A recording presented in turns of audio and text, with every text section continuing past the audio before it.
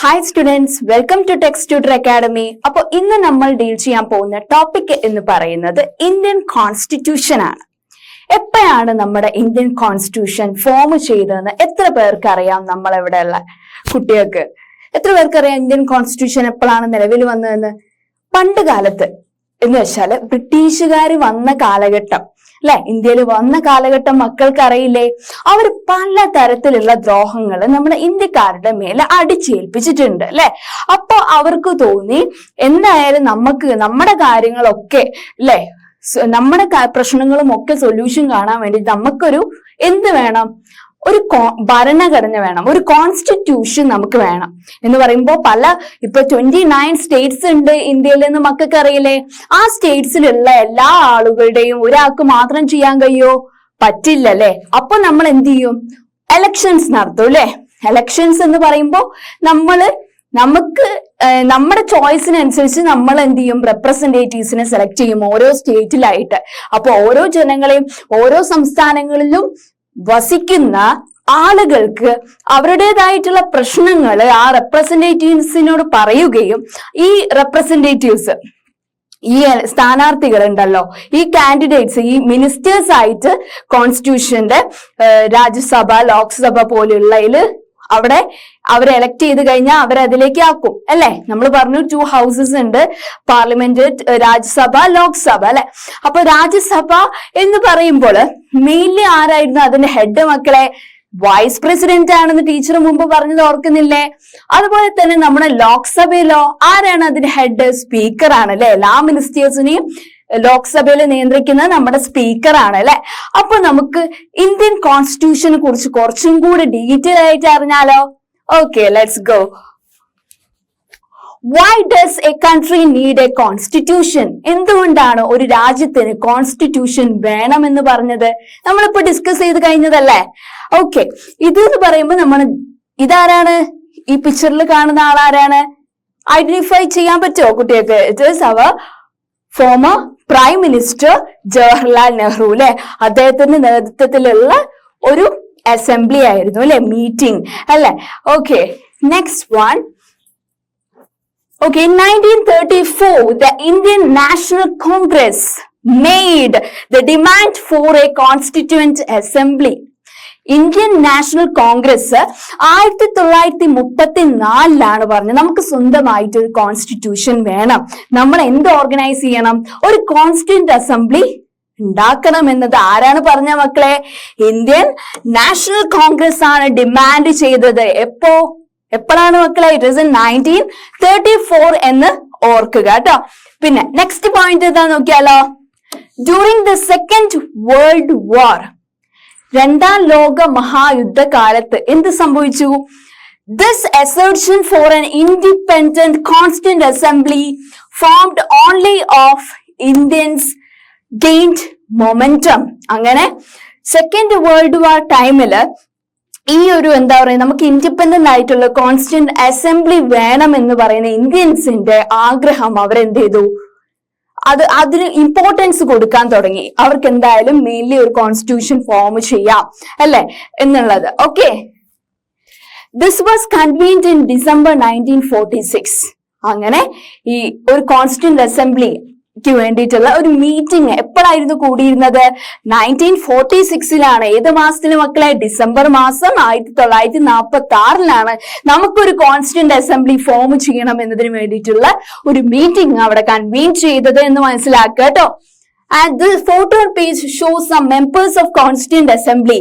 നമ്മൾ കണ്ടല്ലോ ആ ഫോട്ടോയിൽ ജവഹർലാൽ നെഹ്റുവിന്റെ ചുറ്റുമുള്ളത് ആരൊക്കെയാണ്?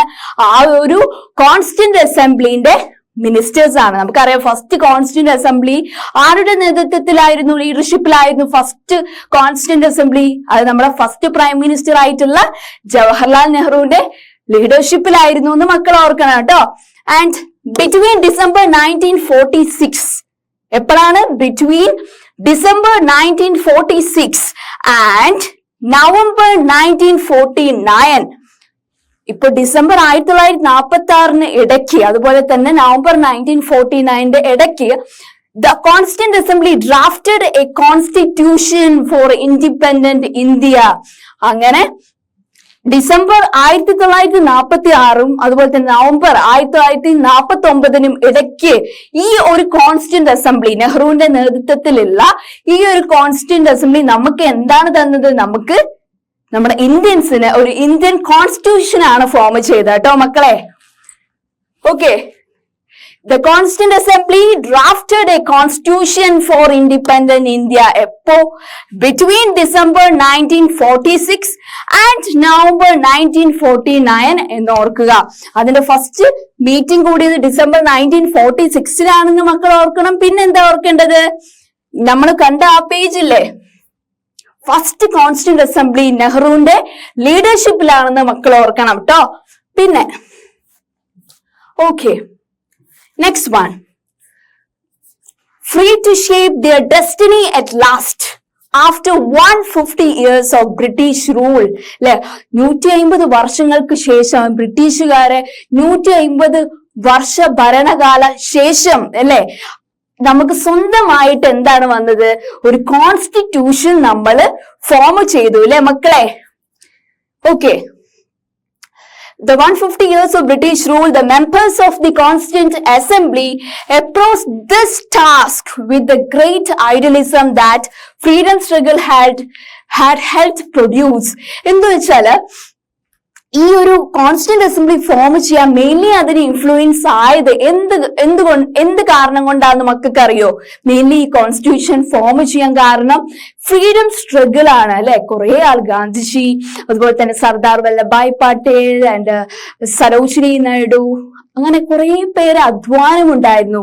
ഫ്രീഡം സ്ട്രഗിൾ ആണ് മെയിൻ ആയിട്ട് നമ്മുടെ കോൺസ്റ്റിറ്റ്യൂഷൻ ഫോം ചെയ്യാൻ മേജർ റീസൺ എന്ന് മക്കള് ഓർക്കണം, മറക്കരുത്.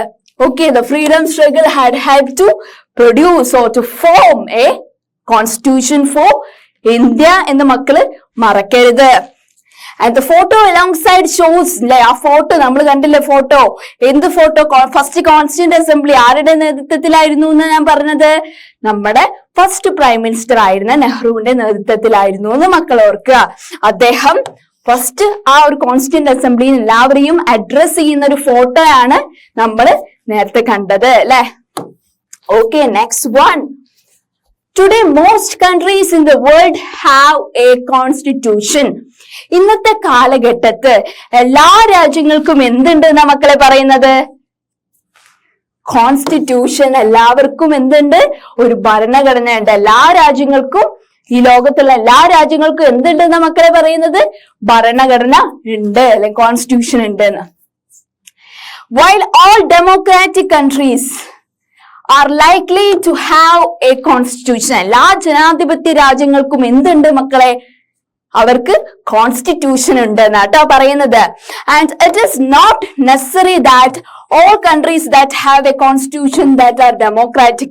പക്ഷെ നമുക്ക് പറയാൻ പറ്റുമോ എല്ലാ രാജ്യങ്ങൾക്കും ഉള്ള കോൺസ്റ്റിറ്റ്യൂഷൻ ജനാധിപത്യത്തിനനുസരിച്ച് പ്രവർത്തിക്കുന്നതാണെന്ന് നമുക്ക് പറയാൻ പറ്റുമോ? ഇല്ല. എല്ലാ ഭരണഘടനയും ജനാധിപത്യത്തിന് കൂടുതൽ മുൻതൂക്കം നൽകുന്ന കോൺസ്റ്റിറ്റ്യൂഷൻ ആണെന്ന് നമുക്ക് പറയാൻ പറ്റില്ല കേട്ടോ കുട്ടികളെ. അപ്പൊ എന്താണ് പറയുന്നത്? Today most countries in the world have constitution. ഇപ്പോ നമ്മുടെ ലോകത്തുള്ള എല്ലാ രാജ്യങ്ങൾക്കും എന്തുണ്ട് എന്ന് പറയുന്ന മക്കളെ? ഭരണഘടനയുണ്ട്, അല്ലെങ്കിൽ കോൺസ്റ്റിറ്റ്യൂഷൻ ഉണ്ട് എന്നാണ് പറയുന്നത്. പിന്നെന്താണ് പറയുന്നത്?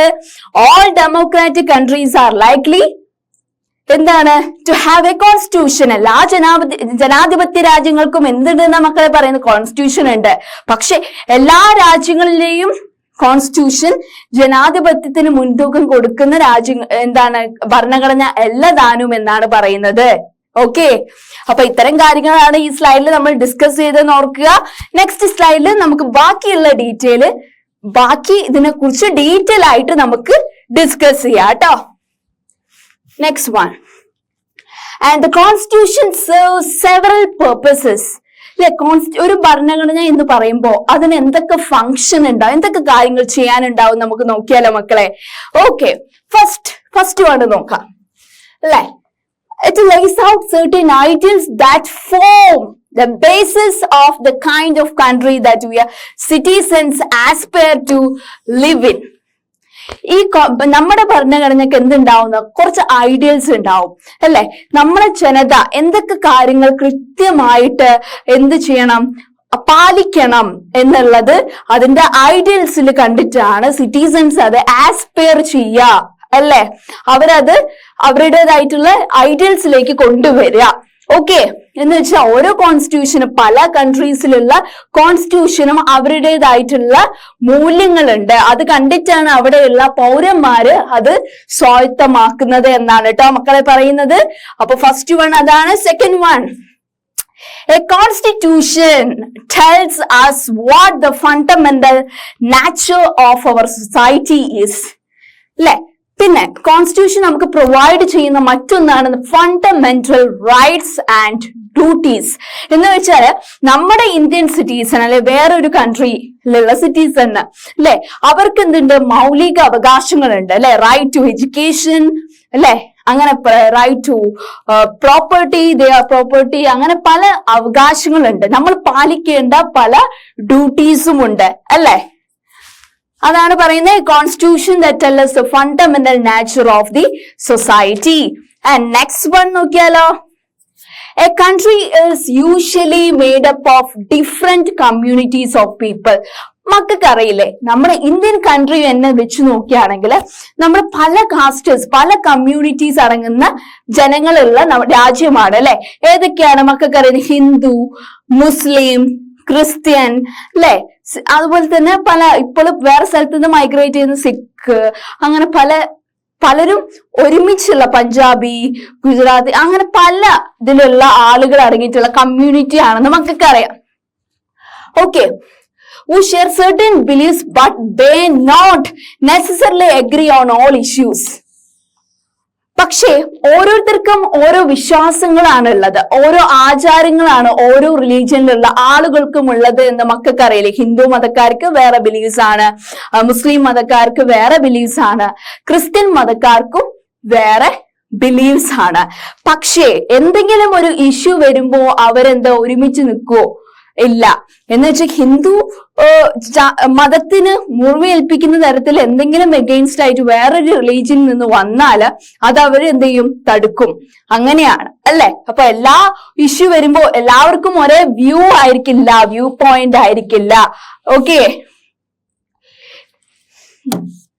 okay, and a constitution helps serves a set of rules and principles. അല്ലെ, പിന്നെ എന്താണ് കോൺസ്റ്റിറ്റ്യൂഷൻ പ്രൊവൈഡ് ചെയ്യുന്ന മക്കളെ? അതിനെന്തുണ്ടാവും? റൂൾസ് ഉണ്ടാവും, നിയമങ്ങൾ ഉണ്ടാവും, പ്രിൻസിപ്പിൾ, നമ്മൾ പാലിക്കേണ്ട ചില പ്രിൻസിപ്പിൾസ് ഉണ്ടാവും എന്നാണ് കേട്ടോ മക്കളെ പറയുന്നത്. That all persons in a country can agree upon as the basis of the way in which want the country to be governed. അപ്പൊ എല്ലാ സിറ്റിസൺസും ഇതിനെ അപ്രൂവ് ചെയ്യും, ഈ ഒരു ഐഡിയൽസിനെയും പ്രിൻസിപ്പിൾസിനെയും. ബിക്കോസ് കോൺസ്റ്റിറ്റ്യൂഷൻ ആണ് അത് പ്രൊവൈഡ് ചെയ്യുന്നത്. അപ്പൊ നമ്മൾ എന്ത് ചെയ്യണം? അത് പാലിക്കണം എന്നാണ്. And this include not only the type of government but also an agreement on certain ideals that they all believe the country should uphold. അല്ലെ, എന്ന് വെച്ചാല് പല പ്രിൻസിപ്പിൾസും പല ഐഡിയൽസും നമ്മുടെ കോൺസ്റ്റിറ്റ്യൂഷൻ പ്രൊവൈഡ് ചെയ്യുന്നുണ്ട്. എന്ന് വെച്ചാല് പല ഐഡിയാസ് ഉണ്ടാവും, പല ഐഡിയൽസ് ഉണ്ടാവും അല്ലെ. അതിലാണ് citizens where aspire to live in. And the constitution also provides what? Fundamental rights and duties. And next one, a country that usually have certain beliefs അല്ലെ. എന്ന് വെച്ചാൽ ഒരു കൺട്രി എന്ന് പറയുമ്പോൾ പല ഡിഫറെന്റ് കമ്മ്യൂണിറ്റീസ് ഉണ്ടാവും, അവർക്ക് സർട്ടൻ ബിലീവ്സ് ആയിരിക്കും ഉണ്ടാവുക. പക്ഷെ ചില ഇഷ്യൂസ് വരുമ്പോ എല്ലാവരും ഒരുമിച്ചായിരിക്കോ? അല്ല. എന്ന് വെച്ചാൽ ഇപ്പൊ രാമക്ഷേത്രം പണിയുന്ന ടൈമിൽ, നമ്മൾ ബാബറി മസ്ജിദ് പൊളിക്കുന്ന ടൈമിൽ അത് മറ്റൊരു റിലീജിയനെ അത് എങ്ങനെ ബാധിക്കുന്നു എന്നുള്ളതാണ്. ഈ ഒരു രാമക്ഷേത്രം വൈകി അതിനെ അനുകൂലിച്ചാണോ മുസ്ലിംസ് ഇതാവുന്നതല്ല. ഇപ്പോഴും അവരുടെ ഉള്ളിൽ എന്തുണ്ട് എന്നാ പറയുന്നത്? ഇത്തരം ഒരു റിലീജിയസ് ഒരു കോൺഫ്ലിക്റ്റ് ഉണ്ടാക്കാൻ വേണ്ടിയിട്ട് പല ഇഷ്യൂസ് അല്ലെ വരുമ്പോ നമ്മള് ഏതില് എല്ലാവർക്കും ഒരേ വ്യൂ പോയിന്റ് ആവണമെന്നില്ല. ഇതൊരു ജസ്റ്റ് എക്സാമ്പിൾ ആണ്. അതുപോലെ തന്നെ ശബരിമല എൻട്രി അല്ലെ, സ്ത്രീകളെ കയറ്റുന്നതിനെതിരെ എന്ന് വെച്ചാല് ഹിന്ദു മതക്കാർക്ക് ഒരു തരത്തിലുള്ള ആളുകൾക്ക് അത് അപ്രൂവൽ അല്ല അല്ലെ. പക്ഷേ ഒരു പാർട്ടി ബേസ്ഡ് നിൽക്കുന്ന അപ്പുറത്തെ സൈഡിലുള്ള എന്ന് വെച്ചാൽ ഓപ്പോസിറ്റ് സൈഡിലുള്ള ആളുകൾക്ക് അതെന്താണ്? അപ്രൂവബിൾ ആണ്. അങ്ങനെയാണ്. എന്ന് വെച്ചാൽ ആ പാർട്ടിന്റെ ഐഡിയൽസും പ്രിൻസിപ്പിൾസും ഫോളോ ചെയ്യുന്നവർക്ക് അത് അപ്രൂവബിൾ ആയിരിക്കാം. പക്ഷേ ഒരു കോമൺ പീപ്പിളിന് ഇങ്ങനെ തരത്തിലുള്ള ഇഷ്യൂസ് ഇസ് നോട്ട് അപ്രൂവബിൾ അല്ലേ മക്കളെ? Okay, next one. The country of Nepal has witnessed several people's struggles for democracy. ഇതെന്ന് വെച്ചാല് ഈ നേപ്പാൾ സ്വന്തമായിട്ടൊരു കോൺസ്റ്റിറ്റ്യൂഷൻ അല്ലെ, സ്വന്തമായിട്ടൊരു കോൺസ്റ്റിറ്റ്യൂഷൻ ഡെമോക്രസി ഇതാവാൻ വേണ്ടിയിട്ടാണ് ഈ ഒരു രാജ്യം സ്വന്തമായിട്ടൊരു കോൺസ്റ്റിറ്റ്യൂഷൻ ഉണ്ടാവാൻ വേണ്ടിയിട്ട് പൊരുതുന്ന ഒരു സ്ട്രൈക്കാണ് ഈ ഒരു പിക്ചറിൽ കാണുന്നത് കേട്ടോ. ഇത് എപ്പോഴാണ് സംഭവിച്ചത്? It is people struggle in 1990, 1990 ഈ ഒരു struggle. It is for the established democracy the lasted for 12 years until 2002. അങ്ങനെ ഇവർ എന്ത് ചെയ്തു? ഒരു ഡെമോക്രസി, ഒരു കോൺസ്റ്റിറ്റ്യൂഷൻ ഫോം ചെയ്ത് അത് എത്ര വർഷമാണ് നിലനിന്നത് മക്കളെ? 2002 വരെ മാത്രമാണ് എന്നാണ് പറയുന്നത്. Okay, next one. അപ്പൊ നേപ്പാൾ എങ്ങനെയാണ് പൊരുതിയിട്ട് അവരൊരു കോൺസ്റ്റിറ്റ്യൂഷൻ ഫോം ചെയ്തത് എന്ന് നോക്കിയാലോ? നോക്കാം. Nepal A country that borders India on the north. എന്ന് വെച്ചാൽ നേപ്പാൾ എന്ന് പറയുന്നത് ഇന്ത്യന്റെ അതിർത്തി പ്രദേശം ഏത് സൈഡിലാണ്? നോർത്ത് സൈഡിലാണ് നേപ്പാൾ എന്ന കൺട്രി സ്ഥിതി ചെയ്യുന്നത് എന്ന് മക്കള ഓർക്കണം കേട്ടോ.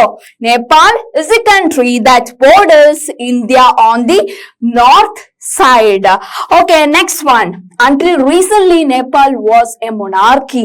എന്ന് വെച്ചാല് നേപ്പാളില് ആ ആളുകൾ അവിടുത്തെ ഉള്ള ജനതകള് ഒരു സ്ട്രഗിൾ നടത്തുകയാണ് അല്ലെ, ഞങ്ങൾക്ക് സ്വന്തമായിട്ട് ഒരു കോൺസ്റ്റിറ്റ്യൂഷൻ വേണം, ഒരു ഡെമോക്രാറ്റിക് കൺട്രി ആയിട്ട് നമ്മുടെ രാജ്യം മാറണം അല്ലെ. അങ്ങനെ അതിനു മുന്നേ നേപ്പാൾ എന്ന് പറയുന്നത് എന്തായിരുന്നു? ഈ കിങ്സ് ഒക്കെ ഭരിക്കുന്ന അല്ലെ, കിങ്സ് ക്യൂൻസിന്റെ ഒരു ഭരണമായിരുന്നു നേപ്പാളിൽ എന്നാണ് കേട്ടോ മക്കളെ പറയുന്നത്. അതാണ് until recently Nepal was a monarchy എന്നുകൊണ്ട് ഉദ്ദേശിക്കുന്നത് കേട്ടോ.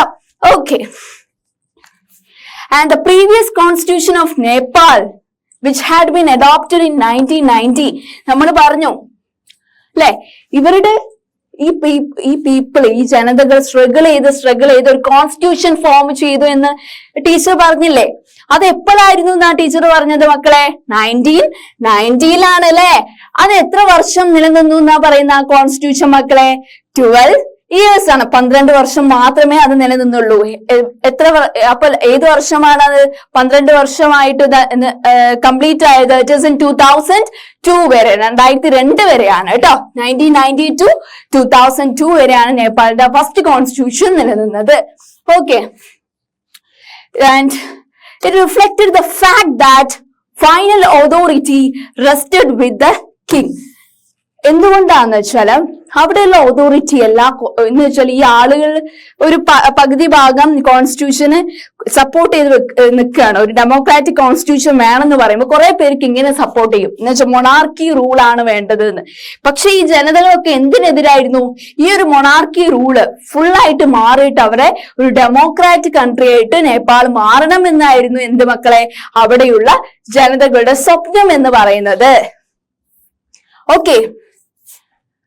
ഓക്കെ, ആൻഡ് പീപ്പിൾസ് മൂവ്മെന്റ്, ആ പിക്ചറിലുള്ള മൂവ്മെന്റിനെ കുറിച്ച് നമുക്ക് ഒന്ന് ഡീറ്റെയിൽ ആയിട്ടൊന്ന് നോക്കിയാലോ? People's movement in Nepal it is fought for several decades എന്നാണ് പറയുന്നത്. പല നൂറ്റാണ്ടുകളായിട്ട് തുടങ്ങിയ ജനതകളെ പ്രക്ഷോഭമാണ് ആ ഒരു നേപ്പാൾ ജനതയുടെ പ്രക്ഷോഭമാണ് ഇത് എന്നാണ് പറയുന്നത്. എന്തിനു വേണ്ടിയിട്ട്? അവർക്ക് സ്വന്തമായിട്ട് ഒരു ഡെമോക്രാറ്റിക് കൺട്രി ആയിട്ട് ആ നേപ്പാൾ മാറാൻ വേണ്ടിയിട്ട് പല നൂറ്റാണ്ടുകളായിട്ട് അവിടെയുള്ള ജനതകള് പൊരുതുന്നു എന്നാണ് കേട്ടോ മക്കളെ പറയുന്നത്. ഓക്കെ, ആൻഡ് ഇൻ 2006 അങ്ങനെ 2006 ആവുമ്പോഴേക്ക് എന്ത് സംഭവിച്ചു എന്നാ മക്കളെ പറയുന്നത്? they finally succeeded putting an end to the powers of the king. അങ്ങനെ നേപ്പാളുകാര് 2006 ആവുമ്പോഴേക്ക് ഈ കിങ്സിന്റെ, ഈ രാജാവിന്റെ ഭരണമൊക്കെ അവിടെ നിർത്തിവെച്ച് നേപ്പാൾ ഒരു ഡെമോക്രാറ്റിക് കൺട്രി ആയി മാറി. അവർക്ക് സ്വന്തമായ ഒരു കോൺസ്റ്റിറ്റ്യൂഷൻ ഉണ്ടായി എന്നാണ് പറയുന്നത് അല്ലെ. ഓക്കെ, ഏത് വർഷമാണ് നേപ്പാൾ സ്വന്തമായിട്ട് ഒരു കോൺസ്റ്റിറ്റ്യൂഷൻ ഡെമോക്രാറ്റിക് കൺട്രി ആയിട്ട് നേപ്പാൾ മാറിയത്? എപ്പോഴാണ് മക്കളെ? 2006. അവര് ഫസ്റ്റ് കോൺസ്റ്റിറ്റ്യൂഷൻ, ഈ പീപ്പിൾ സ്ട്രഗിൾ മൂലം ഫസ്റ്റ് കോൺസ്റ്റിറ്റ്യൂഷൻ വന്നത് ഏത് വർഷം തൊട്ട് ഏത് വരെ എന്നാ പറഞ്ഞത്? 1990 to 2002. അങ്ങനെ കുറെ നൂറ്റാണ്ടുകള് അവരത്രയും നൂറ്റാണ്ടുകളുടെ പരിശ്രമം കൊണ്ട് 2006 അവർക്ക് സ്വന്തമായ ഒരു ഡെമോക്രസി അല്ലെങ്കിൽ കോൺസ്റ്റിറ്റ്യൂഷൻ ഫോം ചെയ്തു എന്നാണ് പറയുന്നത്. Okay, The people had to write a new constitution to establish Nepal as a democracy. അവർക്ക് എന്ത് വേണം? നേപ്പാൾ ഒരു ഡെമോക്രാറ്റിക് കൺട്രി ആവണമെങ്കിൽ അവർക്ക് സ്വന്തമായിട്ടൊരു പുതിയതായിട്ടൊരു കോൺസ്റ്റിറ്റ്യൂഷൻ രൂപീകരിക്കണം എന്നൊരു ആവശ്യം അല്ലെ? Okay. And the reason that they did not want to continue with the previous constitution, എന്താണ് അവർ പറയുന്നത്? അവർക്ക് പഴയ കോൺസ്റ്റിറ്റ്യൂഷൻ ഇല്ലേ, 1992 2002 വരെ നിലനിന്ന കോൺസ്റ്റിറ്റ്യൂഷൻ അവർക്ക് വേണ്ട. അവർക്ക് എന്താണ് വേണ്ടത് മക്കളെ? നേപ്പാളിലുള്ള ജനതകൾക്ക് മെയിൻലി ഒരു ന്യൂ കോൺസ്റ്റിറ്റ്യൂഷൻ ആണ്, പുതിയ ഭരണഘടനയാണ് ഫോം ചെയ്യേണ്ടത് എന്നാണ് പറഞ്ഞത്. ഓക്കെ. എന്തുകൊണ്ടാണ് അവർ പ്രീവിയസ് എന്ന് വെച്ചാൽ പണ്ട് നിലനിന്ന കോൺസ്റ്റിറ്റ്യൂഷൻ അവർ അത്ര വില കൽപ്പിക്കാത്തത് എന്തുകൊണ്ടാണ് നമുക്ക് നോക്കിയാലോ? Because they do not reflect the ideals of the country. എന്ന് വെച്ചാൽ ഇത് രാജ്യത്തിന് വലിയ തരത്തിലുള്ള ഇംപ്രൂവ്മെന്റ് ഒന്നും കൊടുക്കാത്ത മൂല്യങ്ങളാണ് പ്രീവിയസ് കോൺസ്റ്റിറ്റ്യൂഷൻ ഉള്ളത്. Okay. They want Nepal to be what they have fought for. അവർക്ക് എന്താണ് വേണ്ടത്? ഒരു ജനാധിപത്യ രാജ്യമായിട്ട് നേപ്പാൾ മാറണമെന്നാണ് ആരുടെ ആഗ്രഹം മക്കളെ? ഈ നേപ്പാൾ ജനതകളുടെ ആഗ്രഹം ട്ടോ. ഓക്കെ. അപ്പൊ എന്താണ് പറഞ്ഞത്? 2006 അവർക്ക് സ്വന്തമായിട്ട് ഒരു കോൺസ്റ്റിറ്റ്യൂഷൻ ഫോമായി. അങ്ങനെ കോൺസ്റ്റിറ്റ്യൂഷൻ വന്നാൽ അവരുടെ കൺട്രി ഒരു ഡെമോക്രാറ്റിക് നാഷനായി മാറും. എന്ന് വെച്ചാൽ പ്രീവിയസ് കോൺസ്റ്റിറ്റ്യൂഷൻ അവർ അത്ര സാറ്റിസ്ഫൈഡ് അല്ല. എന്തുകൊണ്ടായിരുന്നു? അത് അവരുടെ രാജ്യത്തിന് അത്ര ആ ഒരു കോൺസ്റ്റിറ്റ്യൂഷന്റെ മൂല്യങ്ങൾ അവരുടെ രാജ്യത്തിന് ഉയർത്തുന്ന തക്ക ഉള്ളതല്ല, അതുകൊണ്ടായിരുന്നു അല്ലെ? Okay. Okay. A change in the constitutive rules. അങ്ങനെ ആ പണ്ടത്തെ കോൺസ്റ്റിറ്റ്യൂഷൻ റൂൾസ് ഒക്കെ അവർ തിരുത്തി എഴുതി. Okay. Nepal by moving from a monarchy to a democratic government. അങ്ങനെ നേപ്പാൾ ഒരു പുതിയ ചുവടുവെപ്പ് നടത്തി എന്നാണ് കേട്ടോ മക്കളെ പറയുന്നത്. എവിടേക്കാണ് അവർ ചേക്കേറിയത്? മൊണാർക്കി റൂളിൽ നിന്ന് ഡെമോക്രാറ്റിക് ഗവൺമെന്റിലേക്കാണ് കേട്ടോ ചേക്കേറിയത്. Okay. And they needs to change all the constitutive rules in order to usher in a new society. പണ്ടുണ്ടായിരുന്ന പ്രീവിയസ് ഭരണഘടനയുടെ പ്രീവിയസ് കോൺസ്റ്റിറ്റ്യൂഷൻ എല്ലാ റൂൾസും അവരെന്ത് ചെയ്തു? മായ്ച്ചു കളഞ്ഞിട്ട് പുതിയൊരു സമൂഹം രൂപീകരിക്കാൻ വേണ്ടിയിട്ട് അവരെന്ത് കെട്ടിപ്പടുക്കണം എന്നാ മക്കളെ ഉദ്ദേശിക്കുന്നത്? പുതിയൊരു ഭരണഘടന കെട്ടിപ്പടുക്കണം എന്നല്ല ഉദ്ദേശിക്കുന്നത്. Okay. And the people of Nepal adopted A new constitution. അങ്ങനെ കുറെ പ്രക്ഷോഭങ്ങൾ കഴിഞ്ഞിട്ട് അവർ എന്ത് ഫോം ചെയ്തു? ഒരു പുതിയ ഭരണഘടന ഉണ്ടാക്കി എന്നാ പറയുന്നത്. എപ്പോഴായിരുന്നു? For the country in 2015. അങ്ങനെ കുറെ പ്രക്ഷോഭങ്ങൾ കഴിഞ്ഞിട്ട് അല്ലെ, കുറെ നൂറ്റാണ്ടുകളുടെ പരിശ്രമം ലാസ്റ്റ് എന്തിലാണ് ഫലത്തിലെത്തിയത്? അവർക്ക് സ്വന്തമായിട്ട് ഒരു കോൺസ്റ്റിറ്റ്യൂഷൻ അല്ലെ. ഏത് വർഷത്തിലാണ് മക്കളെ അവർക്ക് ന്യൂ കോൺസ്റ്റിറ്റ്യൂഷൻ ഫോം ചെയ്തത്? 2015 ഓർക്കണം കേട്ടോ. Okay. The caption alongside elaborates Nepal's struggle for democracy. 1992 2002 വരെ അവർ കോൺസ്റ്റിറ്റ്യൂഷൻ ഫോം ചെയ്തു. പക്ഷെ ആ മൂല്യങ്ങളൊന്നും ആ കൺട്രീനെ അത്ര വളർച്ചയിലേക്ക് എത്തിച്ചില്ല. അതുകൊണ്ട് 2015 ഒരു ന്യൂ കോൺസ്റ്റിറ്റ്യൂഷൻ ഫോം ചെയ്തു അല്ലെ. ഓക്കെ. അപ്പൊ ഇത്തരം കാര്യങ്ങളാണ് ഈ സ്ലൈഡിൽ പറഞ്ഞത്. ബാക്കിയുള്ളത് നമുക്ക് അടുത്ത സ്ലൈഡിൽ ഡിസ്കസ് ചെയ്യാം. Okay. Okay. And the second important purpose of a constitution is to define what a country's political system. എന്ന് വെച്ചാല് പിന്നെ അവർ ഉന്നയിക്കുന്ന വേറൊരു കാര്യം എന്ന് പറയുമ്പോൾ അവരുടെ കോൺസ്റ്റിറ്റ്യൂഷൻ എന്ന് പറയുന്നത് അവിടെയുള്ള പൊളിറ്റിക്കൽ സിസ്റ്റം കറക്റ്റ് ആയിട്ട് അവിടെ എന്ത് ചെയ്തിരിക്കണം എന്നാ പറയുന്നത് മക്കളെ? റിട്ടൺ ആയിരിക്കണം. എന്തൊക്കെ പൊളിറ്റിക്കൽ പാർട്ടീസ് ആണ് അവിടെ നിലവിലുള്ളത് അല്ല, അവരുടെ പ്രിൻസിപ്പിൾസ് എന്തൊക്കെയാണ്, എത്ര മെമ്പേഴ്സ് ആണ് ഉള്ളത്, അതിനെക്കുറിച്ച് ഡീറ്റെയിൽ ആയിട്ട് കോൺസ്റ്റിറ്റ്യൂഷനിൽ ഡെപ്പിക്ട് ചെയ്യണം എന്നാണ് കേട്ടോ മക്കളെ അവർ ഉദ്ദേശിക്കുന്നത്. പിന്നെന്താണ്? Nepal's early constitution stated that country was to be ruled by the king and his council of ministers. എന്ന് വെച്ചാല് പണ്ടുള്ള അവരുടെ കോൺസ്റ്റിറ്റ്യൂഷൻ ഭരണഘടനയിൽ എന്തായിരുന്നു പറഞ്ഞത് മക്കളെ? ആ ഒരു രാജ്യം മൊത്തം ഭരിക്കേണ്ടത് രാജാവും അവരുടെ പ്രജകളുമാണ്, അവരുടെ മിനിസ്റ്റേഴ്സ് മന്ത്രിമാരുമാണ് എന്നാണ് പ്രീവിയസ് കോൺസ്റ്റിറ്റ്യൂഷനിൽ പറഞ്ഞിരിക്കുന്നത്. ഓക്കെ.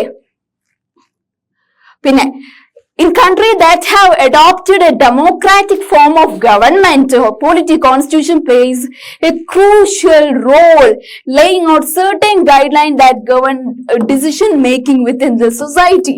ഈ കോൺസ്റ്റിറ്റ്യൂഷൻ എന്ത് ചെയ്യും? ഒരു ഗവൺമെന്റ് ഫോം ചെയ്യും. എന്നിട്ട് ഗവൺമെന്റിന്റെ നേതൃത്വത്തിലായിരിക്കും എല്ലാ വിധത്തിലുള്ള പോളിസീസും ലോസും ഒക്കെ ഇംപ്ലിമെന്റ് ചെയ്യാന്നാട്ടോ ഇവിടെ പറയുന്നത് മക്കളെ. ഓക്കെ,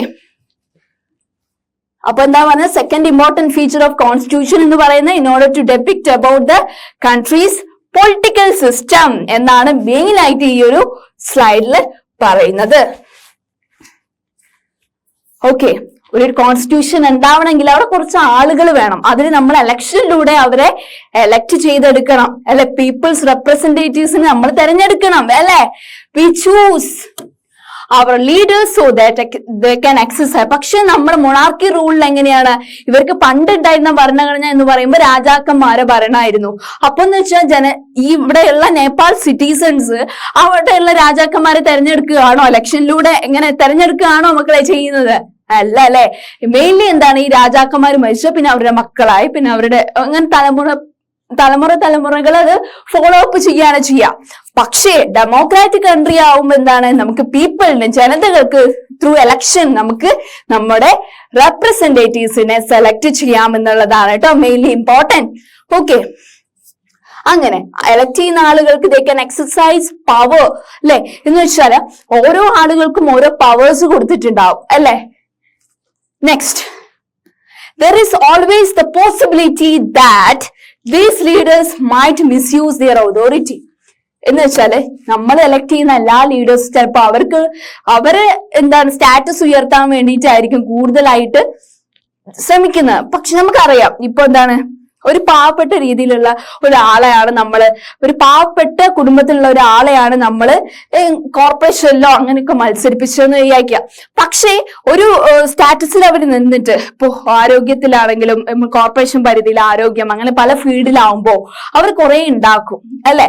കുറെ പൈസ അവർ ഇതാക്കും. അവർ കൂടുതലായിട്ട് അവരെ മക്കളെ പല രാജ്യങ്ങളിൽ പോയി പഠിപ്പിക്കും, കല്യാണമൊക്കെ ബഹു ലക്ഷൂറിയസ് ആയിട്ട് നടത്തും അല്ലെ?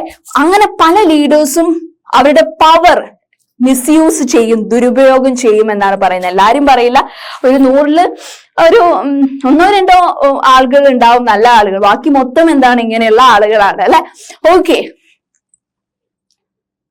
നെക്സ്റ്റ്,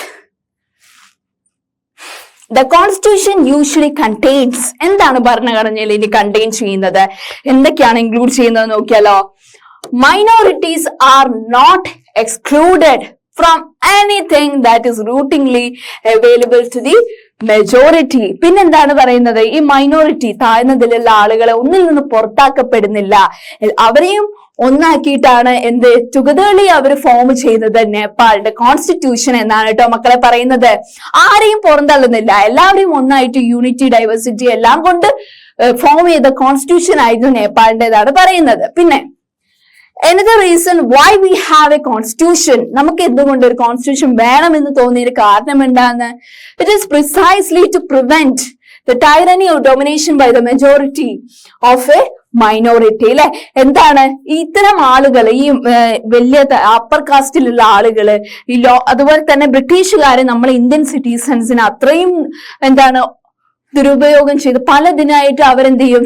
എക്സ്പ്ലോയിറ്റ് ചെയ്ത് നമ്മളെ കൾച്ചറും അതൊക്കെ എന്താക്കി ഇല്ലാതാക്കി അവരുടെ കൾച്ചർ പെർസ്യൂ ചെയ്തു അല്ലെ? നമുക്ക് മേലെ അടിച്ചേൽപ്പിച്ചു അല്ലെ? ഓക്കെ, അപ്പൊ അങ്ങനെയുള്ള ഡൊമിനേഷൻ ഒന്നും ഇല്ലാതാക്കാൻ വേണ്ടിയിട്ടാണ് ഒരു ജനാധിപത്യ ഭരണഘടനയ്ക്ക് വേണ്ടി നമ്മൾ പരിശ്രമിച്ചത്. അത് ഇന്ത്യ ആയിക്കോട്ടെ നേപ്പാൾ ആയിക്കോട്ടെ സെയിം തിങ് അല്ലെ? Okay, this can refer to the community domination another. എന്താണ് കമ്മ്യൂണിറ്റി ഡൊമിനേഷൻ എന്ന് പറയുന്നത്? The inter-community domination or members of the community domination within the same community, intra-community domination. എന്ന് വെച്ചാല് പണ്ട് കാലങ്ങളിൽ ഓരോ ജാതിന്റെ ഇതിൽ നോക്കുകയാണെങ്കിൽ ഓരോ സഭാസ് കൂടും. നമ്മൾ ഗ്രാമസഭാസ് അങ്ങനെ ഒരു മെമ്പർ ഉണ്ടാവുമല്ലോ, ഒരു പ്രസിഡന്റ് ഉണ്ടാവും അവിടെ എല്ലാ കാര്യങ്ങളും ചെയ്യാനും അവിടെയുള്ള ജനതകൾക്ക് വേണ്ടി സംസാരിക്കുന്ന ആ മെമ്പർമാരാണ് അല്ലെ? അങ്ങനെയുള്ള ഡൊമിനേഷൻ ഒക്കെ പണ്ട് കാലഘട്ടത്തിൽ ഉണ്ടായിരുന്നു. And the third significant reason why we need a constitution is to save us from ourselves അല്ലെ? നമ്മളെ തന്നെ പല എക്സ്പ്ലോയിറ്റേഷനിൽ നിന്ന് നമ്മളെ സംരക്ഷിക്കാൻ വേണ്ടി പല റൈറ്റ്സും ഡ്യൂട്ടീസും ഒക്കെ ഈ കോൺസ്റ്റിറ്റ്യൂഷൻ പ്രൊവൈഡ് ചെയ്യുന്നുണ്ട്. അത് നമ്മളെ തന്നെ സേവ് ചെയ്യാൻ വേണ്ടിയിട്ടാണ് നമ്മൾ ഒരു കോൺസ്റ്റിറ്റ്യൂഷൻ വേണം എന്ന് പറഞ്ഞത് അല്ലെ മക്കളെ? ഓക്കെ, അപ്പൊ ഇത്തരം കാര്യങ്ങളാണ് നമ്മൾ മെയിൻലി ഡിസ്കസ് ചെയ്തത്. എന്തൊക്കെ കാര്യങ്ങളാണ് പറഞ്ഞത്? ഓക്കെ, അങ്ങനെ 1990 നേപ്പാളിന് ഒരു കോൺസ്റ്റിറ്റ്യൂഷൻ വേണം തോന്നി. അങ്ങനെ 1990 തുടങ്ങി 12 വർഷം ആ ഒരു കോൺസ്റ്റിറ്റ്യൂഷൻ നിലനിന്നു. 2002 വരെ നിലനിന്നു പറഞ്ഞു. അങ്ങനെ 2015 അവർക്ക് എന്ത് നേടി? അവർ കോൺസ്റ്റിറ്റ്യൂഷൻ ഫോം ചെയ്തു. 2006 അവര് ഇതാക്കിയെങ്കിലും 2006 അവരെന്ത് ചെയ്തു? ഈ രാജഭരണം അവിടെ നിർത്തലാക്കി. 2015 അവർക്ക് ഡെമോക്രാറ്റിക് നാഷൻ ആയിട്ട് അവർക്ക് നേപ്പാള് ഒരു ഡെമോക്രാറ്റിക് കൺട്രി ആയിട്ട് മാറി അല്ലെ? ഓക്കെ, പിന്നെ നേപ്പാളിന്റെ ഏർലിയർ കോൺസ്റ്റിറ്റ്യൂഷൻ എന്ന് പറയുന്നത് രാജാക്കന്മാരെ ഭരണം, അവരുടെ മന്ത്രിമാരൊക്കെ അടങ്ങിയിട്ടുള്ളതാണെന്ന് ടീച്ചർ പറഞ്ഞു. പിന്നെ എന്താണ് ഈ ഒരു കോൺസ്റ്റിറ്റ്യൂഷൻ എന്ന് പറയുമ്പോൾ ഫണ്ടമെന്റൽ റൈറ്റ്സ് ഉണ്ട്, ഡ്യൂട്ടീസ് ഒക്കെ സിറ്റിസൺസിന് പ്രൊവൈഡ് ചെയ്യുന്നുണ്ട്. മെയിൻലി ബ്രിട്ടീഷുകാര് അല്ലെങ്കിൽ അവിടെ ഭരിക്കുന്ന കിങ്ഷിപ്പ് അല്ലെ, ഈ ഒരു രാജാക്കന്മാരെ ഭരണത്തിൽ നിന്ന് എങ്ങനെ നമുക്ക് തലയൂരാം എന്നുള്ളതാണ് മെയിൻലി നമ്മൾ എന്തുകൊണ്ട് ഒരു കോൺസ്റ്റിറ്റ്യൂഷൻ ആഗ്രഹിക്കുന്നു എന്നതിന് പറയുന്ന ഉത്തരം. പിന്നെന്താണ്? പണ്ട് കാലത്തെ ഉണ്ടായിരുന്നു അല്ലെ, പല സഭാസ് ഉണ്ടായിരുന്നു, അതിന്റെ ഡൊമിനേഷൻസ് ഉണ്ടായിരുന്നു നമ്മുടെ മേല് അല്ലെ. ഇപ്പൊ നമുക്ക് എന്തെങ്കിലും പ്രശ്നം വരുന്നുണ്ടെങ്കിൽ ആ ലീഡറിന്റെ അടുത്ത് പറയും അല്ലെ. ചെറിയ ചെറിയ കമ്മ്യൂണിറ്റീസ് ഉണ്ടാവും, കാസ്റ്റ് നേതൃത്വത്തിലായിരിക്കും അല്ലെങ്കിൽ നമ്മുടെ വില്ലേജ് ഏരിയയിലായിരിക്കാം അല്ലെ, ഗ്രാമസഭാസ്, ഗ്രാമപഞ്ചായത്ത് എന്ന പോലെയുള്ള പല കമ്മ്യൂണിറ്റീസ് ഉണ്ടായിരുന്നു. പിന്നെ third reason to have a constitution എന്താണ് മക്കളെ? In order to save ourself, നമ്മളെ തന്നെ പലതരത്തിലുള്ള എക്സ്പ്ലോയിറ്റേഷൻ നിന്ന് സംരക്ഷിക്കാൻ വേണ്ടിയിട്ടാണ് നമ്മൾ എന്തിനു വേണ്ടിയിട്ട് ആഹ്വാനം ചെയ്തത്? നമുക്കൊരു ഭരണഘടന വേണമെന്ന് പറഞ്ഞത് അല്ലെ. അപ്പോ ഇത്തരം കാര്യങ്ങളാണ് നമ്മൾ ഈ ഒരു സെഷനിൽ ഡീൽ ചെയ്തത്. അപ്പൊ നെക്സ്റ്റ് സെഷനിൽ നമ്മൾ ഡീൽ ചെയ്യാൻ പോകുന്നത് നമ്മുടെ ഇന്ത്യൻ കോൺസ്റ്റിറ്റ്യൂഷന്റെ ഫീച്ചേഴ്സ് എന്തൊക്കെയാണെന്ന് കേട്ടോ. Thank you.